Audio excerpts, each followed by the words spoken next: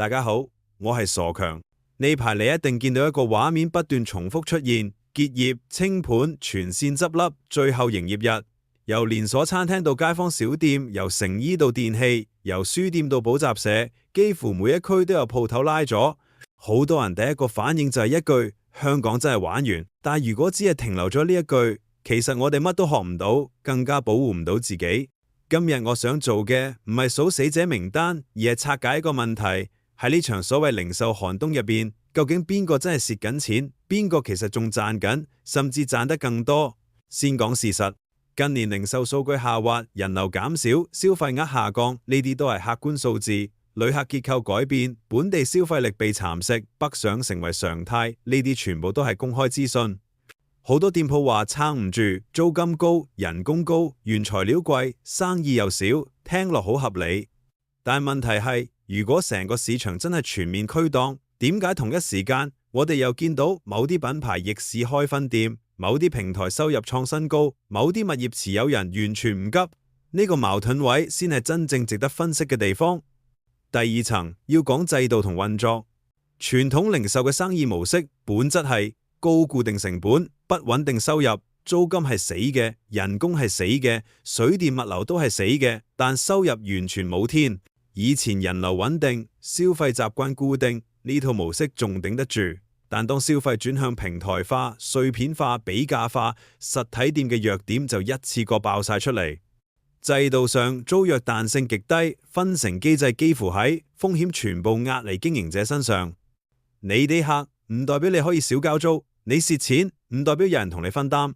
同一時間，平台模式就完全相反。平台嘅核心唔係賣貨，而係控制流量、數據同規則。佢哋唔需要承擔鋪租風險，唔需要請大量前線員工，甚至唔需要關心單一商戶死活。平台就係抽成，只要整體交易量存在，就可以穩定收費。呢度就出現一個結構性轉移，風險由系統轉移到個體，利潤由前線轉移到中介。零售寒冬對好多小店嚟講係生死線，但對平台嚟講可能只係流量重新洗牌。第三層要問邊個得益，邊個埋單？最直接埋單咗當然係前線小商戶同打工仔。鋪頭一結業，老闆蝕本，員工失業，供樓供租壓力即刻出現，但得益咗唔止一類人。第一，擁有優質地段、資金充裕嘅大集團可以趁低吸納、重整品牌，甚至壓價入場。第二，平台同科技服務供應商，因為越多實體店撐唔住，就越多人被逼轉向佢哋。第三，部分業主其實透過長期合約、重估資產或者轉型用途，將風險延後甚至轉嫁。而最容易被忽略咗一群，其實係普通市民。市民表面上好似有得揀、平價、方便價、選擇多啲，但實際風險係慢慢累積㗎。當街坊小店消失，你嘅生活選擇變得單一；當市場只剩幾個平台，你嘅價格同服務就由規則決定；當就業機會集中咗少數行業，你嘅議價能力就自然下降。呢啲都唔係即時爆炸，但係長期侵蝕。